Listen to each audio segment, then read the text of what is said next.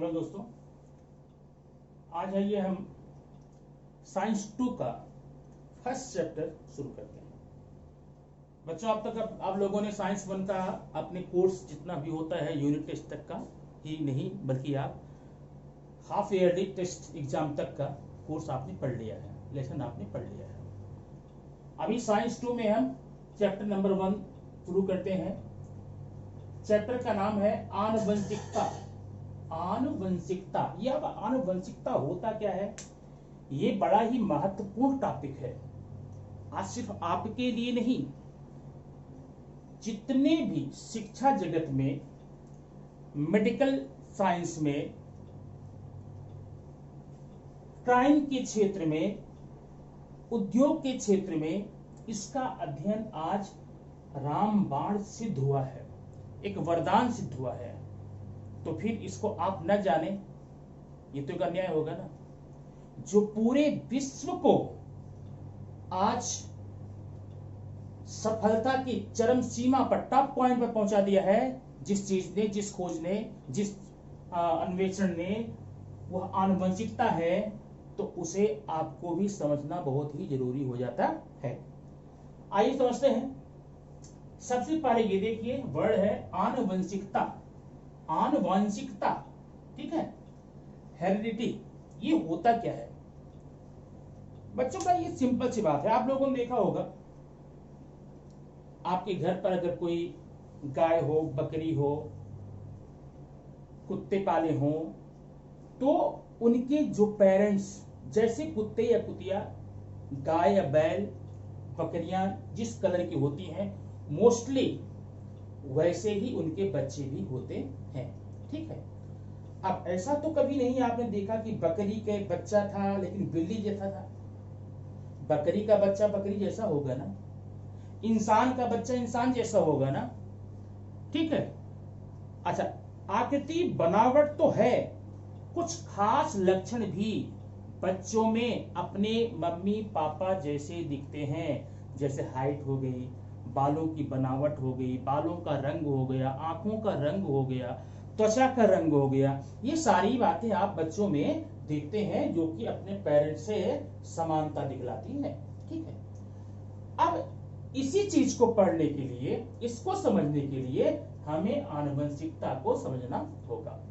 आनुवंशिकता क्या है, इसकी सीधी सी एक डेफिनेशन है, आप याद कर सकते हैं उसको सीधा आपके लिए।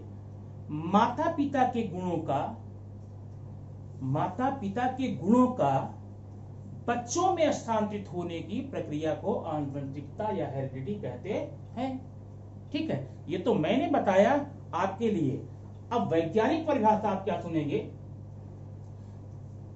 जैविक, बायोलॉजिकल गुणों का जनुकों के द्वारा एक पीढ़ी से दूसरी पीढ़ी में स्थानांतरित होने की क्रिया को आनुवंशिकता कहते हैं। माने जो जैविक गुण है, बायोलॉजिकल प्रॉपर्टीज या लक्षण है इंसानों में, वो एक जनरेशन से, एक पीढ़ी से दूसरी पीढ़ी में जाते हैं, कि जाने की क्रिया को ही हम आनुवंशिकता कहेंगे, ठीक है।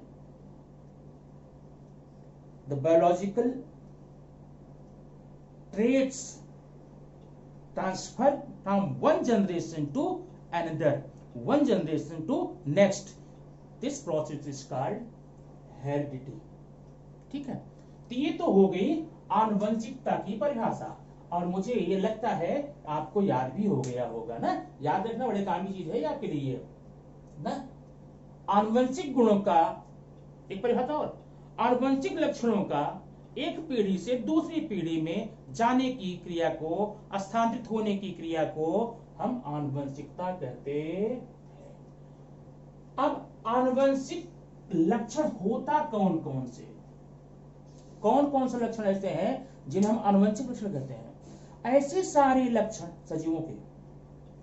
सजीवों के ऐसे सारे लक्षण जो एक पीढ़ी से दूसरी पीढ़ी में ट्रांसफर होते हैं, स्थानांतरित होते हैं, जाते हैं, उनको हम आनुवंशिक लक्षण कहते हैं। जैसे बालों की बनावट, बालों का रंग, त्वचा का रंग, आंखों का रंग, ठीक है ना, तो जनुकीय गुण होते हैं। वो एक पीढ़ी दूसरी पीढ़ी में जाते हैं, उनको हम कहते हैं आनुवंशिक लक्षण। अब ये आनुवंशिक लक्षण एक पीढ़ी से दूसरी पीढ़ी में कैसे जाते हैं पता है आपको?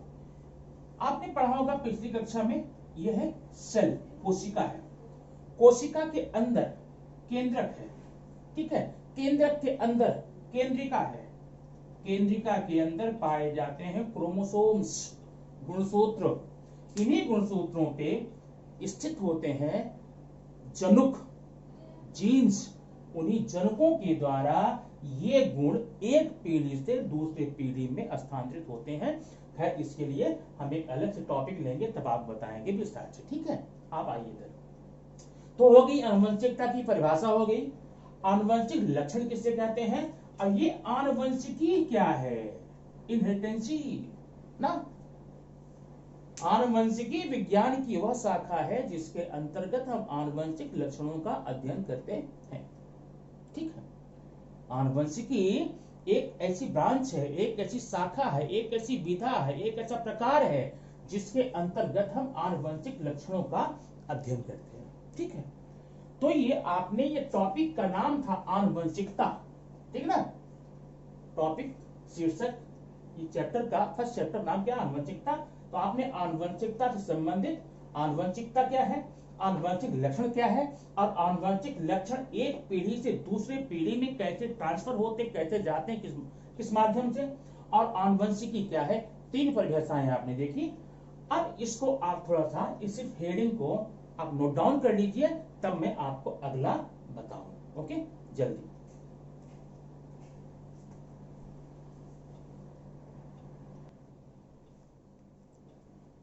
हाँ, तो बच्चों अभी आपने पढ़ा आनुवंशिकता, आनुवंशिकी और आनुवंशिक लक्षण और उनके एक पीढ़ी से दूसरी पीढ़ी में जाने का माध्यम कौन है। आइए आगे बढ़ते हैं। यह है उत्क्रांति, एवोल्यूशन। उत्क्रांति होती क्या है? उत्क्रांति हम समझें कैसे? अब आप लोगों ने सुना होगा आज के लगभग 350 अरब वर्ष पहले, 350 अरब वर्ष पहले पृथ्वी पर जीवों का अस्तित्व नहीं था, ठीक है। पृथ्वी पर सजीव नहीं थे। अब उसके बाद 350 वर्ष पूर्व समुद्र के जल में एक कोशिकीय प्राणी अमीबा का प्रादुर्भाव हुआ, ठीक है। धीरे धीरे धीरे धीरे धीरे उस अमीबा में जैसे जैसे समय बीतता गया, अमीबा का जो एक कोशिकीय शरीर था उसमें कुछ परिवर्तन होने लगे, कुछ चेंजेस होने लगे, ठीक है। उस चेंजेस के फलस्वरूप एक नए जीव का विकास हुआ, बहुकोशिकीय। अब वो बहुकोशिकीय प्राणी धीरे धीरे जब विकास हुआ, जल से वह जल और थल के कनेक्टिंग पॉइंट, मतलब किनारे, सागर के किनारे रहने लगा। उसका संबंध जल से भी था, थल से भी था। लेकिन जब और विकास हुआ तो वो पूर्ण रूप से स्थलीय प्राणी का विकास हुआ, फिर उसी से वायवीय प्राणी का विकास हुआ। ये विकास होते होते होते एक कोशिकीय अमीबा से बहुकोशिकीय विशालकाय व्हेल या फिर हाथी, व्हेल या हाथी तक का विकास हुआ। माने ये 350 अरब पूर्व चालू होकर के, शुरू होकर के धीरे धीरे एक कोशिकीय प्राणी का विकास जो है वह बहुकोशिकीय विशालकाय, इसमें डायनासोर, व्हेल या हाथी जैसे जानवरों में हुआ। या यूं कर लीजिए, एक कोशिकीय क्लोरेला, नाम याद रखना, क्लोरेला वनस्पति है। एक कोशिकीय क्लोरेला का विकास जो है वह कोशिकीय विशालकाय बरगद का पेड़ या फिर सिकोया, विश्व का सबसे ऊंचा पेड़, सबसे विशालकाय पेड़ क्या है? सिकोया है। सिकोया तक का विकास, ये यात्रा सजीवों ने की, माने एक कोशिकीय से निकल करके बहुकोशिकीय तक आने में, ठीक है। तो यह जो एक प्रकार का विकास था, क्या था? एक कोशिकीय से बहुकोशिकीय में आना। एक छोटा सा सजीव है अमीबा, उसका शरीर सिर्फ एक कोशिका का है, एक कोशिकीय है, एक सेल से है। लाखों करोड़ों कोशिकाओं में रूपांतरित हुआ, किसमें? डायनासोर में, हाथी में, व्हेल में, इंसान में अलग अलग। तो इस प्रकार का क्या था, ये विकास था, एक कोशिकी से बहुकोश की तरफ आने के लिए, या एक कोशिकीय क्लोरेला वनस्पति का विकास बहुकोशिकीय किस तक आया, बहुकोशिकीय व्हेल तक आया। ठीक है, अब ये आगे मैं बताऊं, 1 मिनट तक आप रुकिए। तो उत्क्रांति क्या आपने समझा, उत्क्रांति एक प्रकार का परिवर्तन है। ठीक है, क्यों परिवर्तन है, क्योंकि एक कोश की सरल आकार के अमीबा का परिवर्तन किसमें हुआ, बहुकोश की विशालकाय प्राणी हाथी में, डायनासोर में, व्हेल में, और एक कोश की क्लोरेला का विकास जाके कहां रुकता है, कहां तक जाता है, विशालकाय बरगद या सिकोया तक। ठीक है, तो मतलब एक प्रकार का परिवर्तन था, लेकिन ये परिवर्तन जो था वो विकासात्मक था। कैसा था, विकास भी था, परिवर्तन तो था, विकास था। तो परिभाषा आप इसकी बोल सकते हैं, सजीवों में होने वाले क्रमिक, अचानक नहीं, एकाएक नहीं, क्रमिक एवं विकासात्मक परिवर्तन को उत्क्रांति कहते हैं। परिभाषा हो गई, उत्क्रांति किसे कहते हैं, सजीवों में होने वाले विकासात्मक तथा क्रमिक विकास को क्या बोलते हैं, परिवर्तन को क्या बोलते हैं, उत्क्रांति। उत्क्रांति एक परिवर्तन है जो क्रमिक और विकासात्मक है। सजीवों में होने वाले क्रमिक एवं विकासात्मक परिवर्तन को उत्क्रांति कहते हैं। Evolution is a gradual changes, evolution is a gradual changes in all the living things. Okay, ये हो गई आपकी उत्क्रांति की परिभाषा। बात समझ में आई ना, समझ गए। तो ये उत्क्रांति की जो परिभाषा है, इसका मतलब उत्क्रांति में 3 गुणधर्म है। पहले बात ये कैसा है, क्रमिक है, धीरे धीरे चलने वाला है, एक परिवर्तन है, और कैसा परिवर्तन, विकासात्मक परिवर्तन है। ठीक है, तो इस प्रकार के हमने ये देख लिया, डेफिनेशन देख लिया। अब आगे हमें देखेंगे, और ये ध्यान देना, ये उत्क्रांति जो है ना अखंड चलने वाली प्रक्रिया है, अभी भी चल रही है। अब ऐसा नहीं है कि एक कोश के अमीबा से हम इंसान बन गए हैं, अब इंसान के बाद परिवर्तन नहीं हो रहा है, और ये परिवर्तन ग्रेजुअली हो रहा है, धीरे धीरे धीरे हो रहा है। नहीं, आज के 1,00,000 साल बाद, 2,00,000 साल बाद, 3,00,000 साल बाद जैसे हम हैं, हमारी आकृति बनावट ऐसी नहीं रह जाएगी, आवश्यकता अनुरूप उनमें परिवर्तन आएगा। ये परिवर्तन आता क्यों है, जो प्राणी धीरे धीरे विकास करते हैं, जब मौसम बदलता है, पर्यावरण बदलता है, उसमें अपने आप को जीवित रखने के लिए, स्ट्रगल करने के लिए वो अपने अंदर एक प्रकार का परिवर्तन लाते हैं। या खुद देख लीजिए, आज ये आपने सुना भी होगा, इतिहास के जो हमारे पूर्वज थे, उनकी हाइट हमसे बहुत ज्यादा थी, 7 फीट 7.5 फीट हुआ करते थे। ठीक है ना, और आज हमारी मैक्सिमम हाइट, अगर कोई हमें 6 फीट का दिख जाए, उसको 15-20 लोग एक तरफ निहारते हैं, घूरते हैं, अरे बाप रे इतना बड़ा इंसान। ऐसा नहीं है, उनसे बड़े बड़े इंसान हुआ करते थे, लेकिन जैसे जैसे जैसे हमने शारीरिक श्रम करना बंद कर दिया, यांत्रिक चीजों पर आ गए, वैसे वैसे धीरे धीरे हमारे अंदर परिवर्तन आ रहा है, और ये परिवर्तन निरंतर चलने वाली प्रक्रिया है और चल रहा है। ठीक है, अभी हमारा जो बौद्धिक क्षमता है उसका विकास हो रहा है, और जो शारीरिक बनावट है उनमें ह्रास हो रहा है। ये परिवर्तन एकाएक तो आपको नहीं दिखेगा, लेकिन अगर आप 100 साल से अब तक का देखेंगे, बहुत परिवर्तन मिलेगा शारीरिक बनावट में। ठीक है ना, क्यों, ये उत्क्रांति के कारण। ठीक है, यहाँ 100 साल की बात नहीं है, ये लाखों करोड़ों वर्षों में हुआ है उत्क्रांति। एक कोश की अमीबा से बहुकोश की तक आने में ये जो ड्यूरेशन है, जो टाइम है, टाइम पीरियड है, वो 10, 20, 25 साल का नहीं है, लाखों करोड़ों वर्षों में है। तो बच्चों, ये हो गया उत्क्रांति। उत्क्रांति परिभाषा फिर रिपीट करता हूं, आगे बढ़ता हूं। सजीवों में होने वाले क्रमिक एवं विकासात्मक परिवर्तन को उत्क्रांति कहते हैं। ठीक है, अब आपके एग्जाम में आएगा उत्क्रांति का सिद्धांत लिखो। अब जरा बता रहा हूं, आप सुनिए, पॉइंट वाइज लिखना। ऐसे सजीवों का विकास आज के 350 अरब साल पहले धरती पर होना प्रारंभ हुआ। नंबर 1, आप नंबरिंग करके करिए, या तो एक पैराग्राफ बनाइए 5 लाइन का। ठीक है, बता रहा हूं, सजीवों का विकास माने 350 अरब साल पहले पृथ्वी पर सजीवों का प्रादुर्भाव अस्तित्व नहीं था। विकास कब शुरू हुआ? 350 अरब के आसपास, 350 अरब वर्ष के आसपास। तो जब सबसे पहले सजीव का विकास हुआ तो एक कोशीय अमीबा अथवा क्लोरेला, क्लोरेला क्या है? उनका संबंध पादप से था, पौधों से, प्लांट से था, क्योंकि उसमें क्लोरोफिल पाया जाता था और उन्हीं क्लोरोफिल की सहायता से वो प्रकाश संश्लेषण की क्रिया कर सकते थे, इसलिए उनको रखा गया पादप में। और अमीबा में, अमीबा जैसी रचना में ये कोश की रचना थी, उसमें किसी प्रकार की रचना नहीं थी, वो रखा गया प्राणी में। तो 350 साल पहले पृथ्वी पर सजीवों का अस्तित्व नहीं था, लेकिन सागर के जल में धीरे धीरे धीरे धीरे होने वाले परिवर्तन के साथ साथ एक कोश की प्राणी अमीबा और क्लोरेला का विकास हुआ। और यह विकास जो है आगे बढ़ता गया, एक कोशिकीय से बहुकोशिकीय, बहुकोशिकीय से फिर आगे ये जल और थल के सीमा रेखा पर आए, उभयचर जिसे आप बोलते हैं, एम्फीबिया बोलते हैं। फिर थलचर हुए, थलचर से विकास होते होते पक्षियां नवचर बने, और फिर इनका विशालकाय प्राणी किसमें? हाथी में, व्हेल में, डायनासोर में हुआ।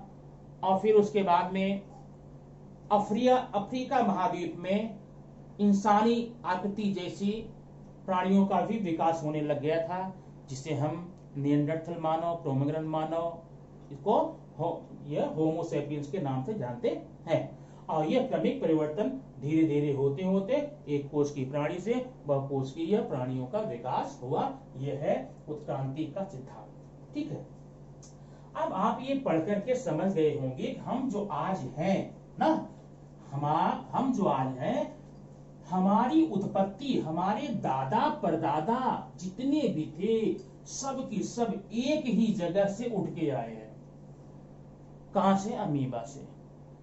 चाहे कोई अमेरिकन हो, चाहे अफ्रीका का हो, चाहे इंडियन हो, चाइनीज हो, पाकिस्तानी हो, नेपाली हो, कहीं का भी हो, सबकी पूर्वज एक ही है, सबकी पूर्वज एग्जैक्टली एक है। कौन है? अमीबा है। ठीक है, गाय है, बैल है, भैंस है, पक्षी है, गाय बैल भैंस पक्षी जो पशु हैं उनके भी हमारे भी पूर्वज एक ही है, अमीबा है।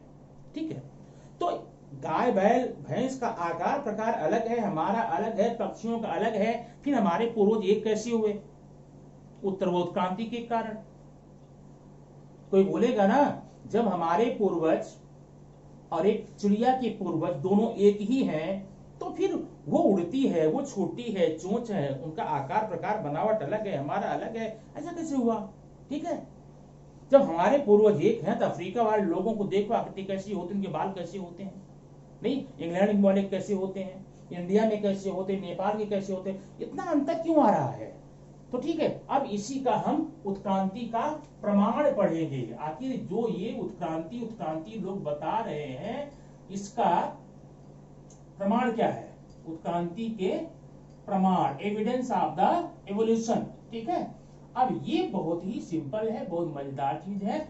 इस प्रमाण को पढ़ करके ही हम समझ जाएंगे, हाँ सच में जितने भी सजीव दुनिया में हैं, जितने भी प्राणी दुनिया में हैं, उन सब के पूर्वज एक है। और जितनी भी वनस्पतियां हैं दुनिया में, चाहे तिनका एक घास हो, शैवाल हो, या बरगद हो, सिक्वोया हो, सभी क्लोरेला से ही उभर करके सामने आई हैं। इसका हम प्रमाण आपको एक एक करके देते हैं। पहला है आकारिक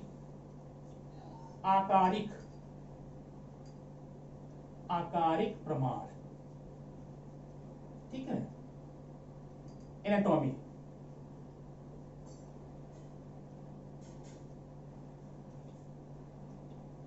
एनाटॉमिकल एविडेंस। ठीक है, अब ये क्या होता है, आप अपने आसपास में जितने भी प्राणी देते हैं, जितने भी वनस्पतियां देखते हैं, उनमें भले ही भिन्नता हो, उनमें भिन्नता भले हो, लेकिन आप खोजिए, जाकर देखिए उनमें और आप में, उनमें या उनमें, इनमें या उनमें, छोटे या बड़े में आपको कुछ समानता दिखलाई पड़ेगी। ओके, जैसे शरीर पर बालों का पाया जाना, अब हमारे शरीर पर भी बाल हैं, पशुओं के शरीर पर बाल हैं, तो माने हमारे पर भी बाल हैं, उन पे भी बाल हैं, आकार भले उनका बदल गया है, वो चौपाई हो गए हैं, हम 2 पांव से चलते हैं, बंदर चार पैर से चलता है, हम 2 पैर से चलते हैं, लेकिन हमारे ऊपर जो बाल है ना, हमारे वाह कंकाल है, ठीक ना, वाह कंकाल हमारा बाल है, उनका बाल है। इसका मतलब जरूर हमारे उनके बीच में कोई न कोई लिंक रहा होगा।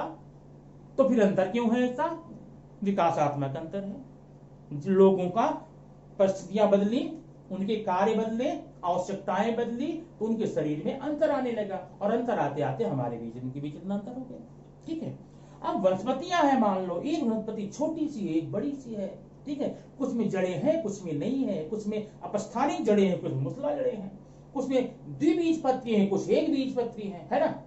लेकिन सारी वनस्पतियां तो प्रकाश संश्लेषण करती है ना, ठीक है, फिर उनमें समानता तो है कि इसका मतलब प्रकाश संश्लेषण करने वाली जितनी भी वनस्पतियां होंगी, वो छोटी हो बड़ी हो, जड़ विहीन हो जड़ युक्त हो, उनकी पत्तियों का शिरा विन्यास, ये देखिए पत्तियां, जैसे मान लीजिए आपने देखा होगा ये एक पत्ती है, ठीक है, ये पत्ती है। अब ये शिरा विन्यास, ये शिराएं हैं, देख रहे हैं ये, अब इसमें जालियां निकली हैं, इसको बोलते हैं जालिकावत शिरा विन्यास। ठीक है, आपने पीपल के पत्ते में देखा होगा, कहीं गिरा हुआ पीपल का पत्ता जब होता है थोड़ा देर बाद झड़ जाता है, तो उसकी जालिकाएं आपको दिखती हैं, उनको बोलते हैं जालिकावत शिरा विन्यास। अब जितने भी जालिकावत शिरा विन्यास वाले हैं तब तो ठीक समानता है, लेकिन एक पत्ती ऐसी होती है, देखिए ऐसे ऐसे ऐसे, और इनके शिराएं ऐसे होती है ना, ऐसे, ठीक है, ऐसे ऐसे ऐसे ऐसे, इनको बोलते हैं समांतर शिरा विन्यास। अब ये जालिकावत शिरा विन्यास है, ये समांतर शिरा विन्यास है, जो केला हो गया, गेहूं हो गया, और जितने भी एक बीज पत्ते होते सब में ऐसा आप पाएंगे। ठीक है, इनके शिरा विन्यास भले ही अलग हों, लेकिन प्रकाश संश्लेषण तो करते हैं। इनकी जड़ों का आकार, इनकी जड़ें जो जालिकावत शिरा विन्यास है, इनकी जड़ें होंगी मूसला जड़ें, जमीन में गहराई तक जाएंगी, इनका जमीन के ऊपरी सतह पर फैलती हैं। जड़ों की बनावट में अंतर है, इनके ये द्विबीजपत्री होंगे, एक बीजपत्री होंगे। ये जालिकावत शिरा विन्यास है, ये समांतर शिरा विन्यास है। अंतर तो दिख रहे हैं, लेकिन समानता दिख रही है। क्या दिख रही है? फोटोसिंथेसिस, प्रकाश संश्लेषण की क्रिया। इसका मतलब भले ही इसमें इतना अंतर हो, लेकिन इनका पूर्वज कहीं न कहीं एक ही जगह से आया हुआ है। वो कौन है पूर्वज इनका? एक कोशिकी क्लोरेला। ठीक है, इसका मतलब इससे ये साबित होता है कि प्राणियों में क्रमिक विकास हुआ, सजीवों में, जीवों में, ठीक है ना, वनस्पतियों में क्रमिक विकास हुआ। और ये विकास जो था कैसा हुआ? कैसा था? धीरे धीरे होने वाला था, लाखों करोड़ों वर्षों हुआ है ना। इसका मतलब इन दोनों, अब इनकी प्रकाश संश्लेषण की क्रिया को देखकर हमें यह सिद्ध हो जाता है इन सब के पूर्वज कहीं न कहीं एक ही जगह से आए होंगे। लेकिन इनमें जो अंतर आया, क्यों अंतर आया? उत्क्रांति के कारण अंतर आया। एक प्रमाण तो आपका ये हो गया, ठीक ना, याद रखना। तो 2-2, 3-3 लाइन आपको लिखनी है। माने सारे सजीव बाहर से उनकी रचनाएं भले ही अलग अलग हों, लेकिन कुछ चीजें उनमें हमें एक जैसी दिखती हैं, तो इसलिए हम बोलते हैं उसको क्या? इनका विकास एक जगह से आया हुआ है। चलिए अगला है अंतररचना प्रमाण।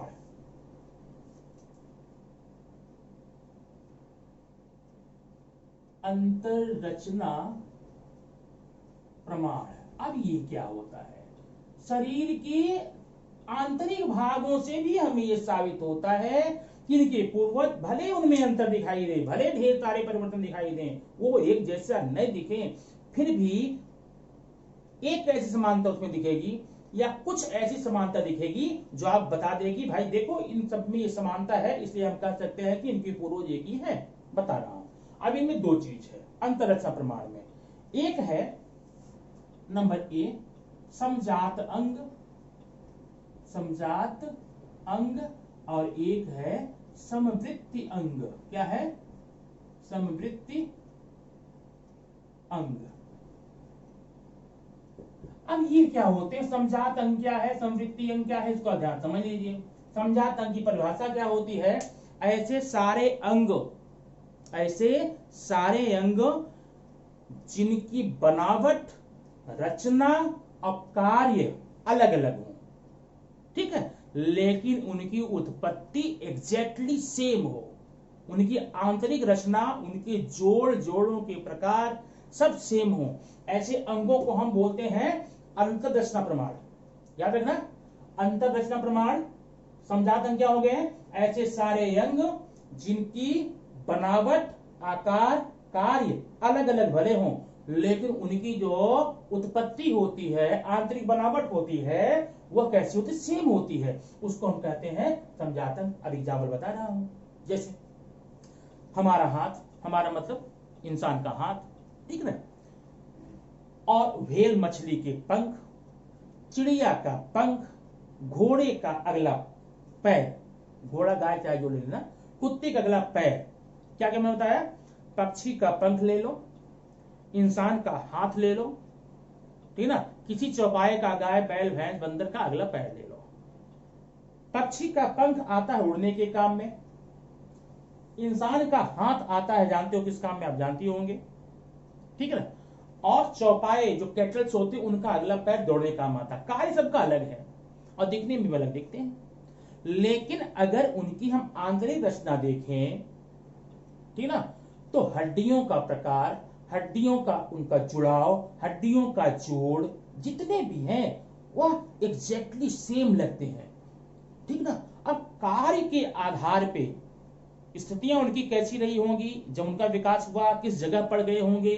अब जब विकास हुआ तो कुछ सजीव मरुस्थल में चले गए, कुछ जंगल में चले गए, कुछ पानी में रह गए, कुछ पहाड़ चले गए, कुछ पेड़ पे चले गए, तो उनके अंग तो सेम लेकर निकले थे वहां से ना, लेकिन जगह, मौसम, काल परिवर्तन के कारण उनके अंगों के बनावट में कुछ अंतर आ गया, ठीक है ना। बनावट में अंतर आ गया तो कार्य में भी अंतर आ गया, ठीक है। लेकिन उनकी जो आंतरिक रचना थी, हड्डियों का जुड़ाव, हड्डियों का जोड़, हड्डियों का प्रकार, वो सारे के सारे सेम थे। इसका मतलब पक्षियां, मनुष्य, बंदर, गाय, घोड़े, बंदर जितने भी हैं, इनमें भले ही इतनी असमानता दिखे, भले ही इतना अंतर दिखे, लेकिन इनकी उत्पत्ति कहीं एक ही जगह से आई है। कहां से? वो एक कोष की प्राणी अमीबा से, ठीक ना। इनके सबके पूर्वज एक ही, माने इनमें आज इतना अंतर जरूर दिख रहा है, लेकिन जब आंतरिक रचना जाके देखते हैं ना, उससे ये पता चलता है इन सबके पूर्वज एक ही रहे होंगे। अंतर तब क्यों हुआ? उत्क्रांति के कारण। उत्क्रांति क्या है? क्रमिक परिवर्तन, विकासात्मक परिवर्तन है, ठीक है। दूसरा है समवृत्ति अंग। समझात हो गया, समवृत्ति। समवृत्ति क्या होता है? ऐसे सारे अंग जो बनावट में सेम हो, देखने में वाह आकार, कार्य भी समान हो, नाम भी लगभग समान हो, लेकिन इनकी आंतरिक रचना अलग होती है। अब आंतरिक रचना अलग तो है, लेकिन कार्य तो बराबर है, नाम तो वही है ना। इसका मतलब ये सारे सजीव एक ही पूर्वज से हैं, ये समानता बतलाती है। अब जैसे पक्षी का पंख आप देख रहे हैं, उड़ने का काम आता है, तितली का भी पंख उड़ने के काम आता है, ठीक है, लेकिन आंतरिक रचना उनकी एकदम अलग अलग है। अब अंतर भले अलग हो, लेकिन उनके कार्यों को देख करके हमें ये बोलना है इनके पूर्वज एक ही रहे होंगे। बात समझ में आई? तो ये दो प्रमाण हो गए उत्क्रांति के। पहला आकार देख करके, उनका माने बनावट देख करके, कंकाल देख करके। दूसरा है उनके अंगों को देख करके हम समझ सकते हैं कि उनकी समानता को देख कर समझ सकते हैं कि इनमें जो समानता है ये दर्शाती है कि इनकी उत्पत्ति एक ही पूर्वज से हुई है, ठीक है। अब अगला देखेंगे अवशेषांग। देखा जो देखता हूं, तीसरा अवशेषांग। ये अवशेषांग क्या होता है? अवशेषी अंग किसे कहते हैं? पहले बात अवशेष किसे कहते हैं? अवशेष मतलब होता है बचा हुआ, अवशेष मतलब होता है निरुपयोगी, अवशेष मतलब होता है जो अविकसित हो। हमारे शरीर में भी कुछ ऐसे अंग हैं जिनका उपयोग कभी होता रहा था, कभी हम किया करते थे, आवश्यकता हमको थी वैसी, लेकिन अब उसका उपयोग नहीं किए, तो उपयोग न करने से वो कैसे हो गए? अविकसित हो गए, उनका आकार कम हो गया, लेकिन अस्तित्व है। आकार कम हो गया लेकिन अस्तित्व अभी भी है। उनको हम बोलते हैं क्या? अवशेषी। वो हमारे लिए, वो जो अवशेषी अंग है हमारे लिए अनुपयोगी होते हैं, बस जिनके पास होंगे अनुपयोगी हो जाएंगे। लेकिन जिनके पास जिनको उनका काम है उनका एकदम फुल्ली डेवलप्ड होते हैं, विकसित होते हैं। एग्जाम्पल बता रहा हूं, आप जानते हैं नंबर 1 निमेषक पटल। ये क्या होता है? ये एक प्रकार का अवशेषी अंग है जो कि हमारे पास है और आपके पास भी है। बता रहा हूं, अपने आंख के कोने में देखिए, यहां पर एक अर्धचंद्राकार उभार है, उसे हम कहते हैं निमेषक पटल का अवशेष। अब ये उभार क्यों है? आप जानते हो जितने भी जलचर होते हैं, ठीक ना, एवीज और एवीज होते हैं, नवचर होते हैं, ठीक है ना, एक्वेटिक एवीज, जलचर और नवचर। अब नवचर पक्षियां जब आसमान में उड़ती हैं तो उनको अगर खुली आंखों से उड़ेगी तो उनकी आंख में कचरे वगैरह जा सकते हैं, आंख बंद कर ले तो उड़ नहीं पाएगी, इसलिए उनकी पलकों के नीचे एक पारदर्शक झिल्ली होती है, उस झिल्ली को बोलते हैं निमेषक पटल। अब निमेषक पटल भगवान ने, ईश्वर ने, प्रकृति ने उनको दिया। क्यों दिया? क्योंकि उनकी आवश्यकता है। मछलियों में भी ऐसा होता है, उनके भी पलकों के नीचे एक झिल्ली होती है, गंदा पानी हो, कचरे वाला पानी हो, फिर भी मछलियां तर लेती, उसमें अपना शिकार कर लेती हैं, भोजन ले लेती। कैसे? निमेषक पटल से देखती हैं। लेकिन हमारे पास अब न तो हम हवा में उड़ते हैं, ठीक है, और न तो हम पानी में तैरते हैं अंदर डूब करके। अब कभी कभार की अलग बात होती है, लेकिन हमारी दिनचर्या नहीं कि हम हवा में उड़कर जाए काम करने के लिए। अब जाते हैं तो प्लेन में जाते हैं, वहां देखिए कोई दिक्कत है नहीं। बाइक से जाते हैं तो चश्मा लगा लेते हैं, हेलमेट पहन लेते हैं, सारी बातें है ना। तो चूंकि हमें अब उस निमेषक पटल की आवश्यकता नहीं है, गाय भैंस बैल को नहीं है, इसलिए निमेषक पटल धीरे धीरे धीरे धीरे धीरे धीरे क्या हो गया? लुप्त होता गया। लेकिन लुप्त होते होते आज भी हमारे पास वो बचा हुआ है, उसे अवशेष कहते हैं। तो हमारे अवशेषी अंग के प्रमाण और जिनके अवशेष, जिनके वो अंग हैं पूर्ण विकसित, ठीक है ना, दोनों में समानता दिखती है। इसलिए हम कह सकते हैं कि हम थलचर, नवचर पक्षियां और जलचर मछलियां, इनमें भले ही इतना अंतर हो, लेकिन इन अवशेषी अंग जो हमारे पास बचे उनको देख कर लगता है कि हमारे पूर्वज कहीं न कहीं एक ही रहे होंगे। आज हमारे बीच इतना अंतर हुआ क्यों?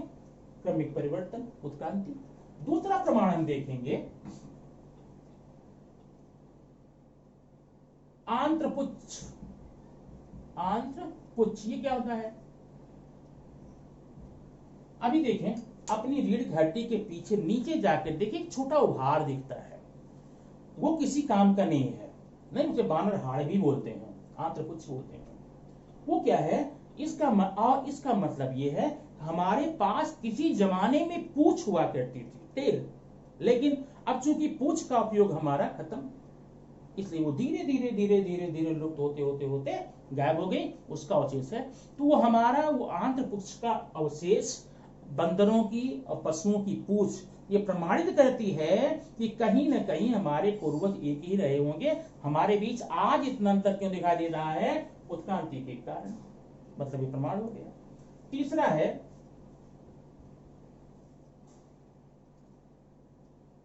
बाल, त्वचा पर पाए जाने वाले बाल। अब बाल क्या है? हमारे शरीर पर बाल कम है। जंगली जानवरों में जाकर देखिए, भालू में देखिए, जो जंगल में रहते हैं उनके बाल ज्यादा है। नहीं, अब बाल उनके ज्यादा क्यों है? क्योंकि उनको बाल की आवश्यकता है, ठंडी से बचना है, गर्मी से बचना है, बरसात से बचना है। और हमने तो अपने लिए छत बना ली है, घर बना लिया है, झोपड़ी बना लिया है, मकान बना लिया, दलान बना लिया, हमारे पास तो नहीं है, इसलिए हमारे पास बाल कम, उनके पास ज्यादा, लेकिन हैं बाल। इन बालों को देख करके ऐसा लगता है कि हम सब सारे लोगों के पूर्वज कहीं न कहीं एक ही जगह से होते हैं, ठीक ना।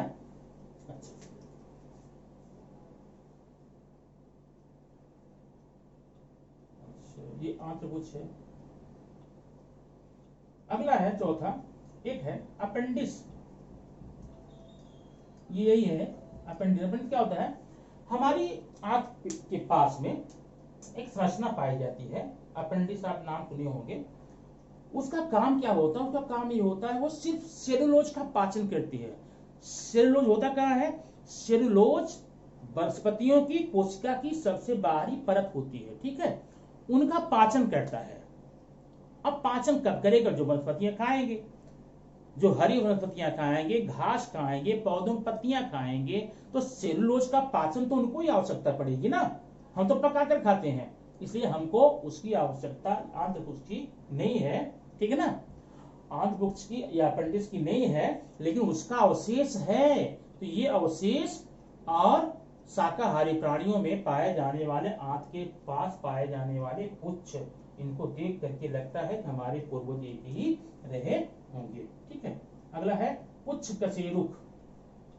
पुच्छ कशेरुक, ये जो मैंने बताया बानरहाट, ये पूछ का रीढ़ की हड्डी का चिरा, वो पुच्छ कशेरुक है। माने इतने अवशेष देखकर, और ढेर सारे अवशेष है हमारे पास में, इतने अवशेष देख करके हम ये कह सकते हैं हमारे उनके बीच में समानता इसलिए है कि कहीं न कहीं हम और वो एक ही पूर्वज से निकल करके आए हैं, इसीलिए इसमें इतनी समानता दिखाई देती है।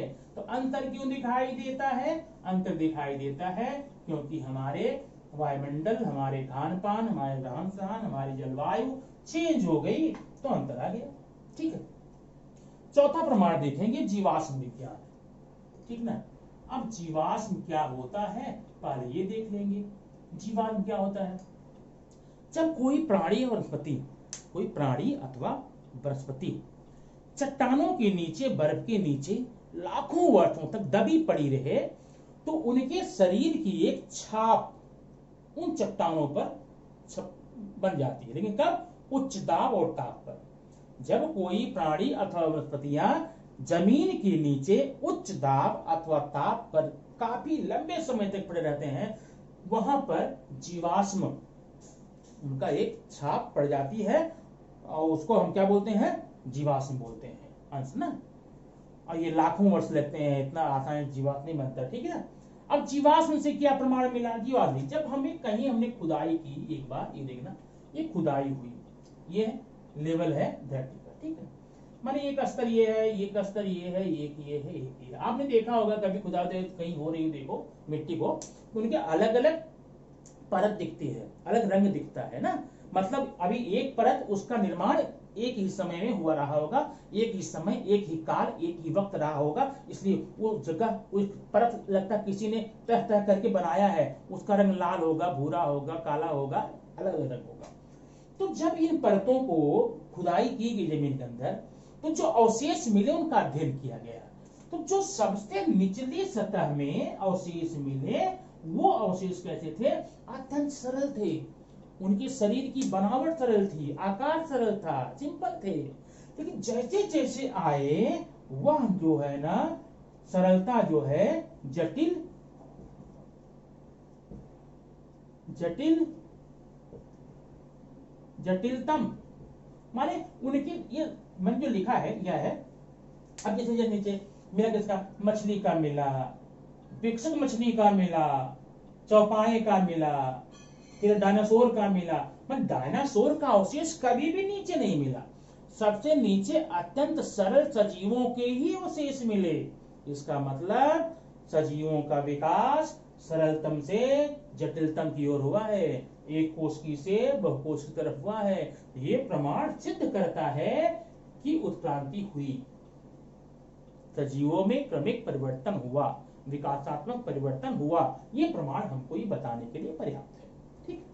तो जीवाश्म विज्ञान हमें ये बताता है कि प्राणियों में जो है क्या हुआ, प्राणियों में क्रमिक परिवर्तन और विकासात्मक परिवर्तन हुआ। ये था आपका चौथा प्रमाण। अब हम आपको बताएं कि पांचवा प्रमाण बड़ा इंपॉर्टेंट है, वो है पांचवा संयोजी कड़ी। क्या है? संयोजी कड़ी, कनेक्टिंग लिंक। अब ये क्या होता बताओ, पर एग्जांपल बताता हूं उसके बाद में। कुछ सजीव धरती पर ऐसे मिले या उनके अवशेष ऐसे मिले, उनके जो लक्षण थे ना, लक्षण वो किसी तीसरे से मिल रहे थे। दो थे अलग अलग, और उन दोनों का लक्षण तीसरे से मिल रहे थे। एग्जांपल बता रहा हूं। आपने चमगादड़ देखा होगा ना, चमगादड़, वो अवशेष नहीं, भी जिंदा है। चमगादड़ उड़ सकता है, इसका मतलब वो पक्षी जैसा है, पक्षी वर्ग का लक्षण है। लेकिन चमगादड़ जो है अंडे नहीं देता, बच्चे देता है, इसका मतलब वो स्तनधारी है। अब चमगादड़ का लक्षण पक्षी वर्ग से भी मिलता है जो अंडज है, और स्तनधारी से भी मिलता है जो अपने बच्चों को दूध पिलाते हैं। अंडज जरायुज, हम जरायुज बोलते हैं उसको, अंडज जरायुज। इंसान बोल सकते हो, गाय बैल बकरी भैंस बोल सकते हो। तो एक चमगादड़ में स्तनधारी होने के कारण चौपाई का लक्षण, इंसानों का लक्षण मिला, और पंख होने के कारण पक्षी का लक्षण मिला। इसका मतलब वो चमगादड़ जो है संयोजी कड़ी है, किसके बीच? पक्षियों के और इंसानों के बीच, पक्षियों के और स्तनधारियों के बीच में। इसका मतलब ये तीनों, कौन तीनों? इंसान, चमगादड़ और पक्षी, ये तीनों के पूर्वज एक ही रहे होंगे। आज हमें इतना अंतर क्यों दिखता है? उत्क्रांति के कारण। तो संयोजी कड़ी किसे कहते हैं? परिभाषा याद रखना, ऐसी प्राणी अथवा वनस्पति जो अलग अलग दो या दो से अधिक प्रकार के प्राणियों अथवा वनस्पतियों में समानता दिखलाते हैं, उनको हम बोलते हैं संयोजी कड़ी। एग्जाम्पल क्या हुआ? चमगादड़। एक होता है पेरिपेटस डकबिल, पेरिपेटस डकबिल, ठीक ना? ये क्या है? अब ये एक ऐसा प्राणी है, पहले देखना, यहां पर हम लेंगे एनलिडा, एक संघ है, सखंड बोलते हैं, सखंड कृमि एक संघ का नाम है, और यहां एक बोलेंगे हम संधिपाद, संधिपाद प्राणी। पहले इसको बम बता दे, तब आगे बताते हैं। संधिपाद प्राणी क्या होते हैं? ऐसे सारे प्राणी जिनके शरीर में, पैरों में, हाथों में जोड़ होते हैं, नहीं जब छूते टूट जाएंगे। जैसे केकड़ा देखा, केकड़ा का पैर देखो, बिच्छू का डंक देखो, ततैया देखो, काकरोच देखो, ये सब आते हैं संधिपाद में। और सखंड में क्या आते हैं? केचुआ आता है ना, सखंड में केचुआ आता है। अब केचुआ विशेषता देखो, केचुए में शरीर सखंड होता, खंडित होता है। केचुए के शरीर पर क्यूटिकल की एक परत होती है जो पानी में चढ़ने बजाती है। केचुओं को चलने के लिए उसके पास उपांग होते हैं, सीटा बोलते हैं, उपांग बोलते हैं, ये लक्षण केचुए का है। अच्छा, संधिपाद में क्या है? संधिपाद में ना खुला रक्त परिसंचरण होता है, श्वसन के लिए ट्रेकिया होता है, श्वसन तंत्र ट्रेकिया है ना। लेकिन पेरिपेटस डकबिल में केचुए का भी लक्षण है, और संधिपाद का माने सखंड कृमि का भी लक्षण है, संधिपाद का भी लक्षण है। इसका मतलब पेरिपेटस डकबिल एक प्रकार की संयोजी कड़ी हो गई, और ये संयोजी कड़ी यह प्रमाणित कर रही है ये सखंड संघ का प्राणी, संधिपाद संघ का प्राणी, और ये पेरिपेटस डकबिल, ये तीनों ही एक ही पूर्वज से विकसित होकर के आए हैं। तो फिर इतना अंतर क्यों हुआ? अंतर हुआ, उनकी परिस्थितियां बदली, अपने कार्य के अनुसार, जलवायु के अनुसार उनमें ये अंतर आने लग गया। ठीक है, तो इस प्रकार से यह प्रमाणित करता है इन तीनों के पूर्वज एक ही हैं, लेकिन इनमें धीरे धीरे धीरे धीरे होने वाले क्रमिक परिवर्तन के कारण आज इनमें इतना अंतर आ गया। ओके, जरा आप इसको नोट कर लीजिए।